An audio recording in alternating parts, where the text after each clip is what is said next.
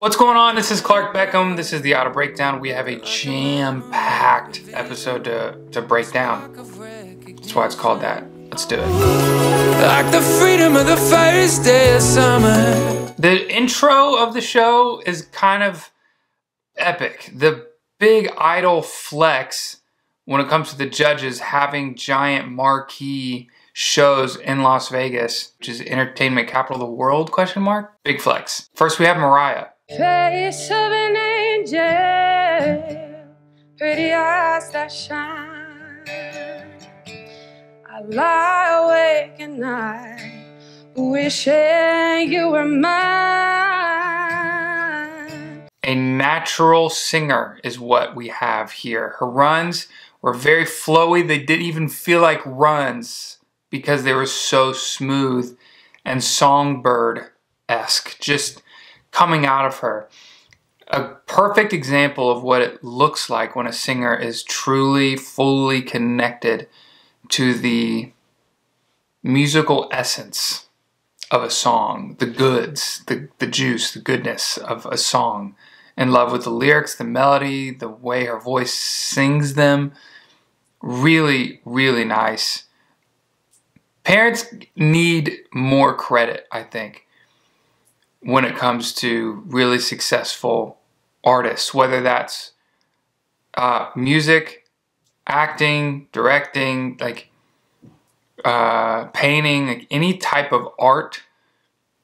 So many successful artists point back to their parents and have stories of how their parents made these huge sacrifices and were open to their kids wanting to do art and supporting them.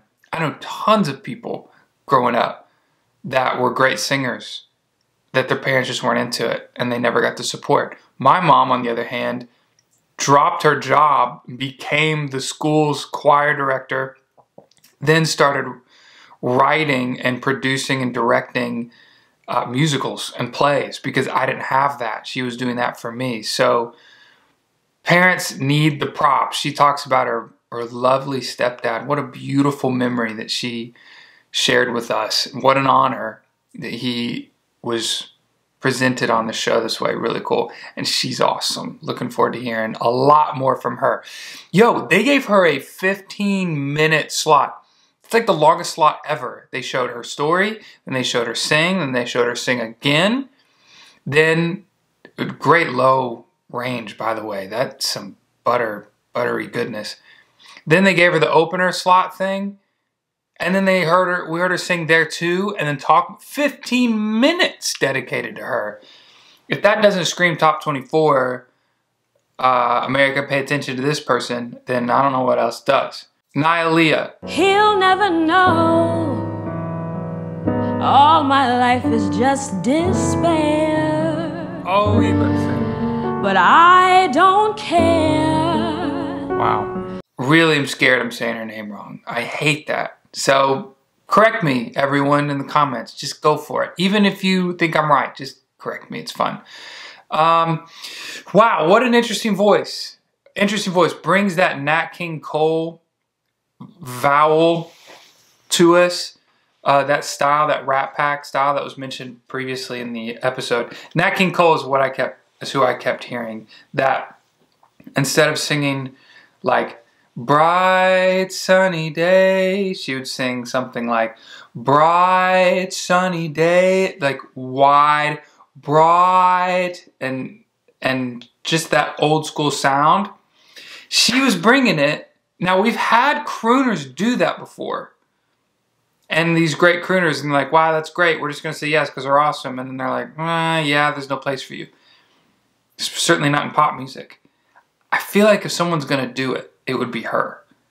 She's so trendy and cool, and it's not just she's trendy because she's like, oh, I'm a Capricorn or whatever she is. She's got the style, the vibe. I just believe in her. I believe that she could take that jazz classic sound and make it popular today. Kaylee Clark. I surrender. I surrender. Sing it from your gut. has a wonderful last name and an even better voice. Does it a cappella, which I thought was interesting. I don't think anyone's done that yet, but I understand because when you practice something a cappella and then you go in and they say, hey, we have a piano player who can accompany you. And if you feel good about what you're already doing, I would advise never to add an extra element. Just don't.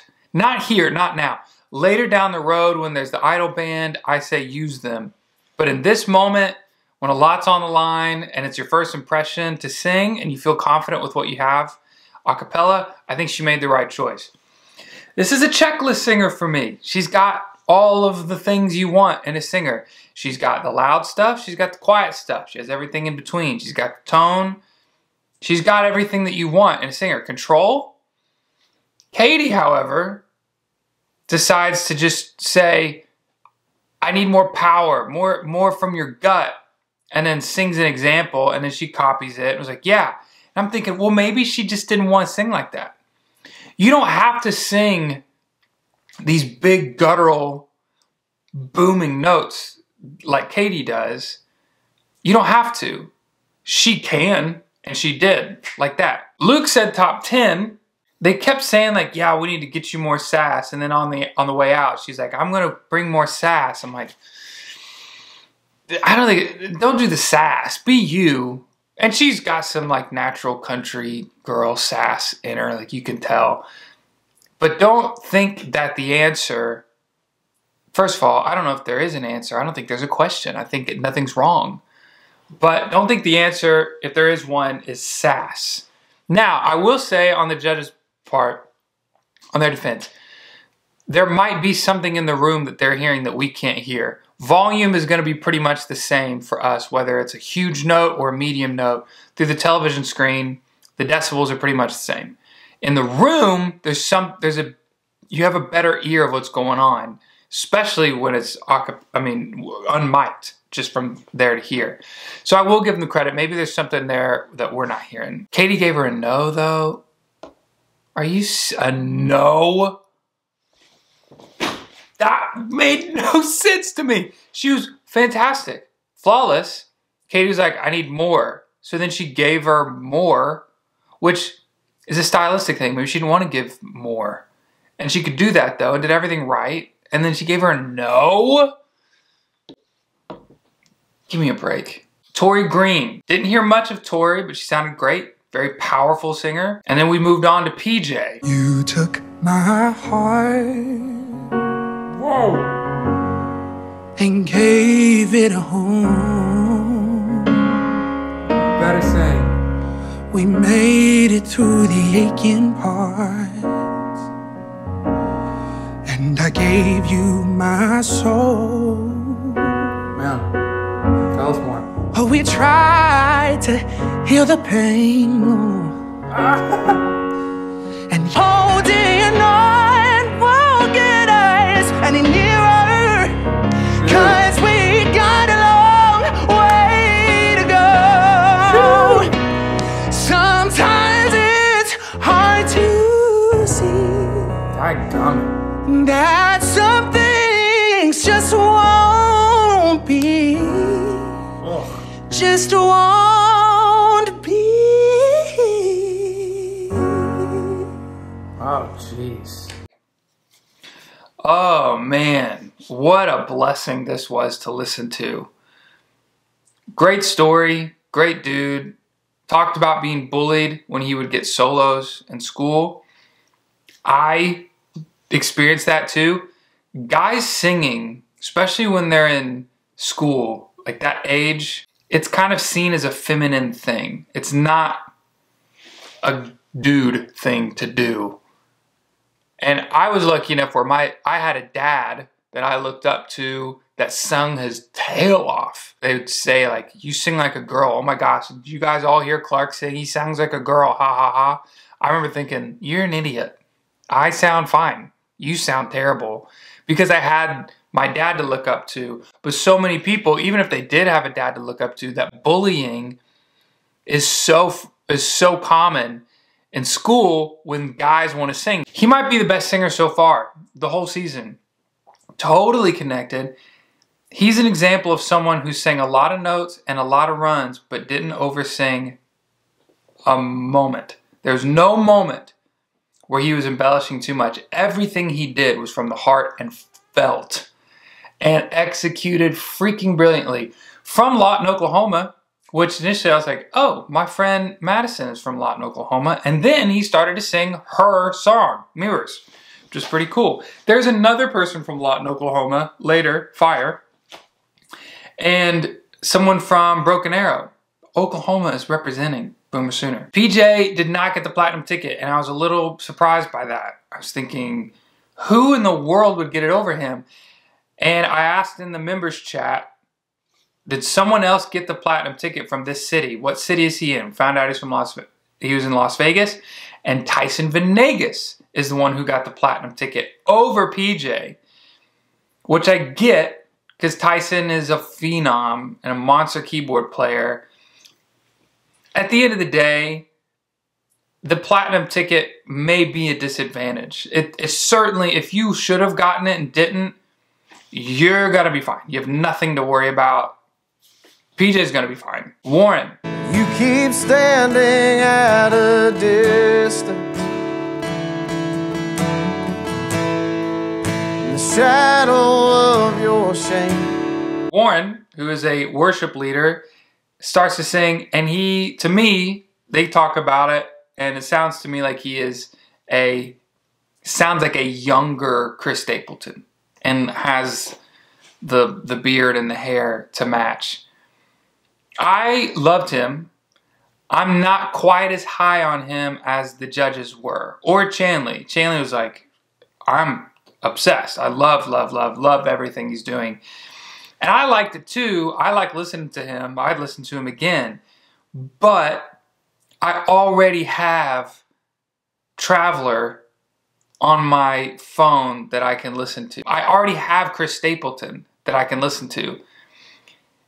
At the end of the day, am I going to choose to listen to Warren over Chris Stapleton? I'm not. Because I already have that in the highest form. That's the scary part of sounding like someone else or being really similar to another singer. If you're not as good as they are, then what do you have? You have something great. We already have Chris Stapleton. A lot of Christians on the season of Idol. And a lot of, they even showed his church and his pastor and said he's a worship leader, spent time on that. Past Christian contestants and general, viewers of American Idol have asked me, are they hard on Christians? Is it tough to be a Christian on American Idol? And I've always said, no. It was tough to be a Christian. Here's a hot take. It was tough to be a Christian on America's Got Talent. I auditioned for America's Got Talent, and straight up, they asked me, where'd you get your experience from, like in an interview? And I was like, church and coffee shops. And they're like, okay, cut. Let's do that one again. Let's leave church out. We don't want to freak anyone out. Verbatim what they said to me. American Idol, when I would mention that, they'd be like, that's awesome. The greatest singers are from church. I'm like, yes, thank you. So on Idol, they'll put worship leader down there. They'll go to your church and do B-roll and show your pastor and do all this stuff. I have never, ever thought that Idol was tough against Christians. And one of the other singers, I can't remember exactly who, I think it was Kaylee, sang a Hillsong song, which is a worship band. But also, American Idol knows their audience. They know who's watching. They know the demographic. They know that a huge portion of their viewership comes from the Bible Belt. So they're not idiots, and they're open. They're great with that. Okay, that's all I wanted to say about that. Johnny Knox, we see him for a second. He had the fresh baked sourdough bread. This dude is a monster. He's actually is a student of mine that I've taught on Zoom and prepped him for this Idol audition. This dude is a bona fide star, and I was just dying that they didn't feature him more in his audition because he's so good, and such a nice guy. Like the kindest, sweetest, most humble, wonderful person. Like the guy you hope your son becomes. The light of the world, that's Jesus. Salt of the earth, that's our role. Salt of the earth. I I did lessons with them, which are, by the way, open. I'm doing those again. There's a couple slots left. I haven't announced it anywhere that I'm doing lessons again, except here for you guys. So this is the last week I'm going to actually mention it. And then I might post on Instagram next week about it. But I want to give you guys the first look into that. So if you want to do lessons with me or audition prep, I've got one scheduled up with Ashley Tankard, which I'm hype about. You can email me at beckhamlessons@gmail.com. I've got just a couple slots per week. So hit me up and we'll get those locked in. Karina, Meatballs girl, and she was a ball of fire. She was great. Tons of power, energy, charisma, all the good stuff. Paige Ann. What about us? What about unbroken happy ever afters? What about us? What about all the plans ending in disaster? This audition. This is a great one. She's super interesting to me, and I cannot wait to hear how she does in Hollywood Week. I am the most curious about her. Here's why. She started singing and showed some good stuff, but missed a good bit. Then she started singing, or continued singing, and started nailing some like 10 out of 10 crazy person vocal stuff. But it was in such a way that, to me, it told me that that's actually who she is. And the stuff of her missing was just getting comfortable. She's just nervous. They did this whole snow cone thing about her. She gave the judges snow cones and explained the name of it and all that, which was fine. And then Katie tried to give her a snow cone analogy. It's like, enough. But I think she might be a sneaky best singer of the show type of talent. It really could be there. But guess what? Katie had her doubts. And I think she said no. Did Katie say no? Yeah, I think she did. Lionel was like, I'm going to take a gamble on... A gamble? You've taken some gambles, judges, this year so far. This is not a gamble. Even her messing up was still better than most of the singers that have gotten through of the whole season that we've seen so far. It's not a gamble. I want to bring up a conspiracy theory that a member in the live watch party, members only watch party, brought up. And it's kind of spicy. Jonathan Swinson. I feel like Katie is hard on attractive young women and favors cute young men. Over the years, this seems consistently true. Yes? Or am I making that up in my mind? Woo! That's a tough one. That's a tough one because we look at Kaylee, we look at Paige, we look at a bunch of other girls this season. When they're young, pretty, and good singers, Kay's pretty tough. If there's a singer that sings a Katy Perry song, the first thing she says is, don't sing it better than me. As a joke, is a saying that there's truth in every joke. Hold on to this one. We're going to get back to it in a second. Ofra. If you really do, don't be afraid now, baby. Oh, baby boy, oh, what boy, you know you got it. Hey. I deny myself, for I'd let you go about it, 'cause I love you. Yo, talk about some pre-singing swag and confidence. The judges were like, hey, we've been on a lull. We've said no to everyone so far. We need you to save us. And she's like, I would love to do that. I can do that. Let me be the person for that. It's like, dang, totally confident. Didn't seem like she had any nerves, jealous. Then started to sing.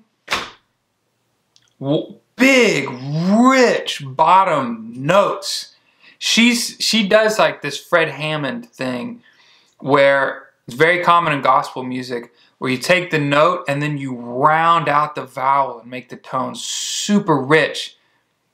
If you keep going, it becomes gimmicky, but if you stop and believe in it enough, it works. And that's what she was doing. This, like, instead of hey, she'd be like, hey. That's an exaggeration, but it's shaping that tone of oh, and this, making it this big, rich tone. And then add the vibrato for flavor, and oof, really, really good stuff. Crushed it. Brilliant low notes. Started crushing the higher notes with rasp. And then at the end, the hallelujah. That took me out. The hallelujah! That took me out. And then it just sent them into a praise break, which we got to see. Who knew what a praise break was and had ever witnessed one? Katie has. She grew up Pentecostal church background. She knows exactly what a praise break is. Luke has probably seen some in movies. Lionel probably knows what it is. But Luke really showed himself because of where he was clapping. Now, a praise break, you clap on the upbeats. So praise break drum beat is like the cat is the snare. That's where you clap. So it's like that's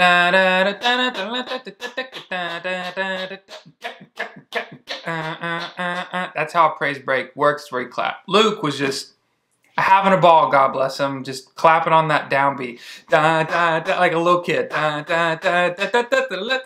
But Ofra was ready to shout. Also, Katie and Luke both kind of ripped vocally.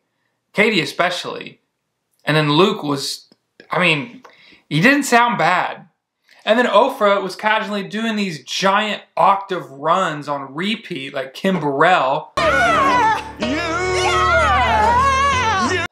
Casually. Okay, let's move on. Cameron. I don't know what I'm to say, I'll say it anyway. Today's another day to find you. Cameron was nervous. Sweet dude. Such a kind soul. You could just see it through the camera. See it through the television. You can't fake that. You don't put that on. Dude is a sweet guy. Guarantee it. Would bet the house on it. That what we saw is who he really is. Unfortunately, he's just an average singer. The song choice is super interesting, and I was like, maybe he can bring us something that we're not expecting. It's something really cool. Hit a high note and falsetto. I just wasn't impressed. I don't think he's got what he needs vocally, which I hate. I wanted him to be a beast. Katie says, well, maybe once he's around other singers, he won't be intimidated. Do you know how intimidation works? The singers that you're about to be around in Hollywood Week, that is ripe soil for intimidation. I mean, there's some monster singers you're going to be around. That's going to be intimidating. And she starts fighting for him. And I started thinking back to Groove Crew member Jonathan's conspiracy theory. And I started wondering, if he was a cute young girl, would she be fighting for him? Or would she be yelling at her, telling her to sing bigger? Sing it from your gut. Someone said on Katie's behalf in the live chat, well, maybe Katie is extra hard on the girls because she's the only girl judge and feels a responsibility to push them to be better. There's the other side of it. Or she just doesn't like when young pretty girls sing really good. That's a tough one. I'll let you guys decide what you think on that one. But I'm just saying, if Cameron was a girl and pretty and young, I don't know if Katie'd be fighting for her like she was fighting for him. I don't. Owen. But I miss you in the mornings when I see the sun. another Oklahoma boy. He's got harmonica, which is a little gimmicky to me, but there's harmonica in the song. So I'm like, okay, cool, you can do that. Sounds great to me. He's doing some really quick country runs at the end of phrases that are impressive to me and I like. Shows a lot of control. I don't know if that's what Lionel was referring to when he said you're throwing away lines. If so, I disagree. I didn't notice that. Luke said you're doing a lot of things wrong, but it's okay. Personally, I didn't notice literally anything wrong with him. Now, I did step out to go to the bathroom during his song, which is not a good sign. But I went back and listened a little more and was like, I don't hear anything wrong with this guy. Then they brought the dogs. The fact that they think we're so simple that they can just throw in a dog and we're all just gonna love it and start watching it and replaying it and just be entertained. It's cheap entertainment and I won't tolerate it. Lastly, we have Fire. I know you're somewhere out there, somewhere far away. I want you back. Oh gosh, this was grueling. This was a tough one, man. Really connected with her story. She's a beautiful person who just has this ability to reach through the screen and seize our hearts. Feeling for her, and when she started singing, I was like, oh, please, God, be good. Be so good. Please be good.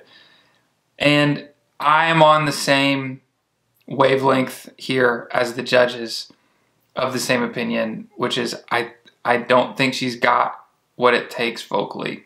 I think she's an average singer. I think she's a singer. I just think she's an average singer, and I don't think she has what it takes vocally to go the distance in this show. And I say that so sad and would love to be proven wrong because I love her and her story and her daughter, the cutest freaking kid ever. Oh my gosh, yo, when her daughter brought her the golden ticket, I freaking knew she was gonna, oh my gosh, she's over there by the golden tickets. I was like, don't do it. Oh, please don't do it. Fire said something that I kind of want to touch on. She said, I don't want to change my life. I have to change my life. I have to change this. And it was set up as if it was equating making it on American Idol meant changing her life, and changing her life only meant making it on American Idol.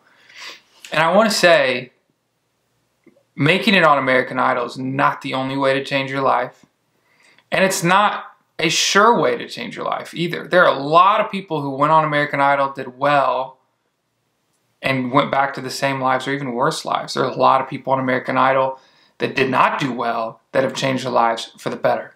So I want to make sure we're not putting too much weight on American Idol success and equating it to life purpose and value and future.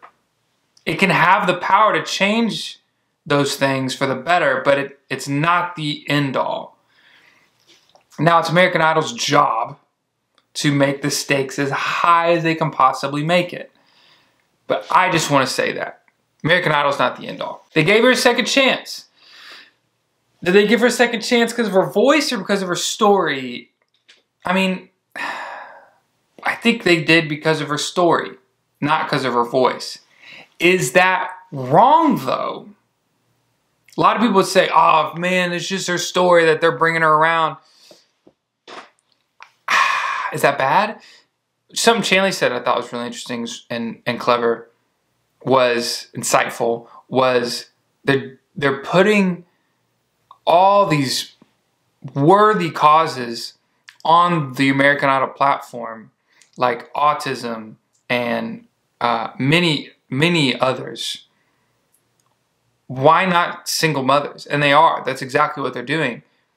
And she was saying, just the world's not built for single mothers to be successful. It's just not. And I've just decided I have no problem with it. She has a second chance. I hope she goes to Nashville and murders and makes it through and wins the whole show. I hope she crushes. If you're watching this as a premiere, thank you. If you're not, that's fine too. I'm just glad you're watching. But if you want to upgrade your watching experience, these premiere live at 7 o'clock, 6 o'clock Central on Monday night, and you watch it live with all of the people watching the premiere, usually 300. I want to get to 400. I want to get to 400, maybe 500. Let's see if we can do it this next week. And we all watch it. I'm there and I'm typing. And then right after that, we do a live stream open to anybody, Q&A. Any questions you have for me, I just answer all of them. 15 minutes, I just fire through them. And if you've heard me talk about the member live stream watch party thing, that's something that's for Groove Crew members. If you want to become one, it's like $5 a month. You go to my channel or any of my videos, you have to be on a laptop and click the join button. To do that, then you can go to the watch party. So what that is I live stream me, sometimes Chanley too, watching American Idol, and then you can watch me react to the show live. And then in the commercials, I just kind of talk with everybody. I ask questions. That's where I got these conspiracy theories from. That's how I found Tyson Venegas got the platinum ticket over PJ. So if that's of interest to you, it'd be really fun to have you. Judge rating, I'm going to give a B. That they were fine. Katie really is the one who brought it down to a B for me this week. Talent rating is going to be an A+. Deserve the A+. Some monsters, monster singers. Next week, it feels like they're saying is the last week of auditions. We'll see. I'm here for it, and I know you guys are too. I'll see you then.